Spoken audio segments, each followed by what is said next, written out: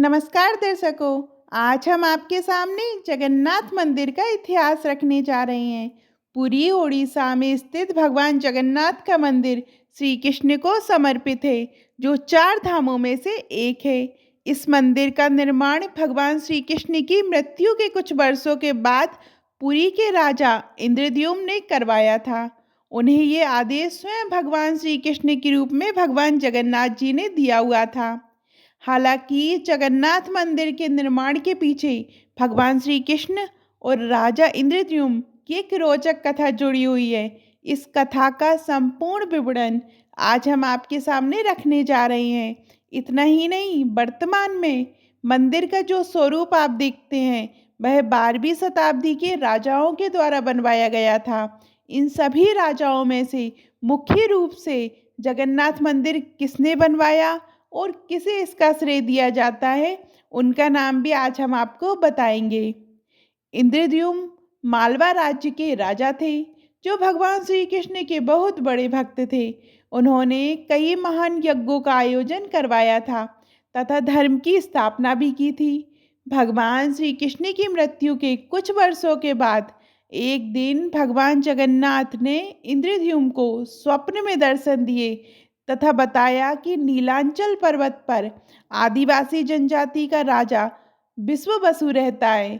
उनके पास एक नीले रंग की मूर्ति है, जिसे नील माधव के नाम से जाना जाता है। तुम उसे प्राप्त करो तथा एक विशाल मंदिर का निर्माण करवाकर उसमें मेरी ये मूर्ति स्थापित करो।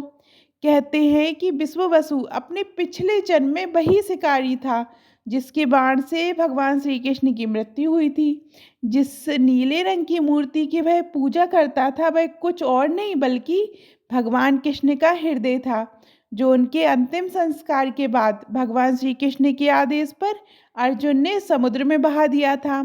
कई वर्षों की यात्रा के बाद वह समुद्र में बहता हुआ पुरी पहुंच गया था तथा विश्ववसु को मिला था। राजा इंद्रद्युम्न ने अपने कई सैनिकों को नीलांचल पर्वत की खोज में भेजा, जिसमें से एक ब्राह्मण विद्यापति भी थे।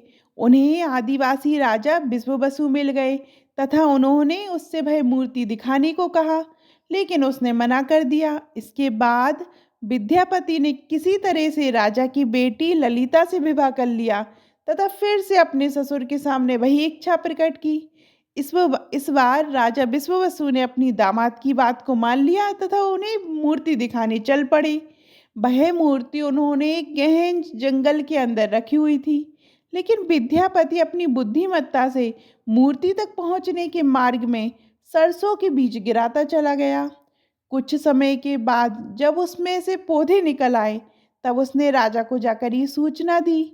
विद्यापति के द्वारा ये जानकारी पाने के बाद राजा इंद्रद्युम्न बहुत प्रसन्न हुए तथा अपने सैनिकों के साथ नील माधव की मूर्ति लेने चल पड़े। लेकिन जब वे उस स्थल पर पहुंचे तो वह मूर्ति वहां से विलुप्त हो चुकी थी। ये देखकर राजा इंद्रद्युम्न बहुत निराश हुए तथा वहां नीलांचल पर्वत पर ही बैठ गए तथा अन्य जल का त्याग कर दिया। इसके बाद भगवान जगन्नाथ ने फिर से राजा इंद्रद्युम्न को स्वप्न में दर्शन दिए और कहा कि पहले वह एक विशाल मंदिर का निर्माण करवाएं, उसके बाद उसे समुद्र के तट पर एक लकड़ी का लट्ठा मिलेगा, उससे तुम चार मूर्तियों का निर्माण करो, जो भगवान जगन्नाथ, उनके बड़े भाई बलभद्र मतलब बलराम, बहन सुभद्रा तथा सुदर्शन चक्र की होगी तथा उस मंदिर में स्थापित होकर उसे मंदिर में स्थापित करो। भगवान का ये आदेश पाकर राजा इंद्रद्युम्न ने पुरी में एक विशाल मंदिर का निर्माण करवाया। इसके बाद उन्हें समुद्र तट पर एक काष्ठ लकड़ी का लट्ठा मिला, जिसे भगवान श्री कृष्ण का हृदय कहा जाता है। ये नीले रंग का था, जिसमें से सुगंध आ रही थी। तब राजा इंद्रद्युम्न ने महान शिल्पकार विश्वकर्मा जी की सहायता से इस लट्ठे को मूर्त रूप दिया। उन्होंने इससे चार मूर्तियां बनवाई, जो भगवान जगन्नाथ, बलभद्र, सुभद्रा तथा सुदर्शन चक्र की थी। इन सभी मूर्तियों को मंदिर के गर्भगृह में स्थापित किया गया। तब से ये मंदिर सनातन धर्म में एक मुख्य पहचान बन गया है। कई सदियों तक ये मंदिर ऐसा ही रहा और देश भर से लोग यहाँ दर्शन करने आते हैं। बीच बीच में वहाँ के राजाओं के द्वारा इसकी मरम्मत का कार्य करवाया जाता था, लेकिन एक समय के बाद मंदिर जर्जर हो गया। उस समय कलिंग के राजा अनंतवर्मन चोटगंग हुआ करते थे, जो गंगा वंश से थे।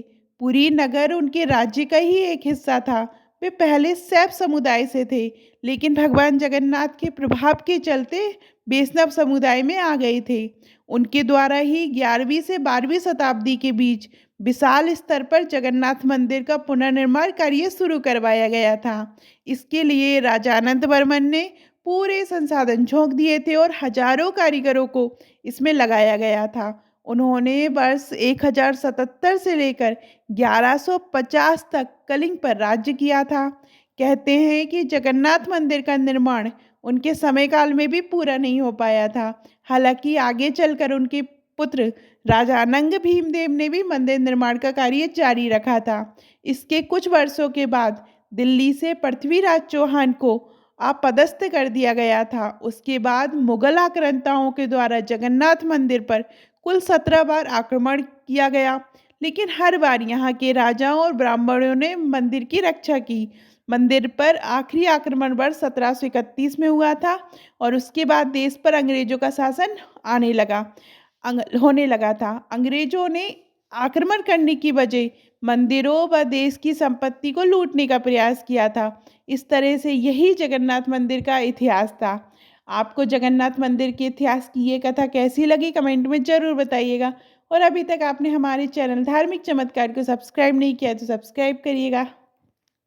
धन्यवाद।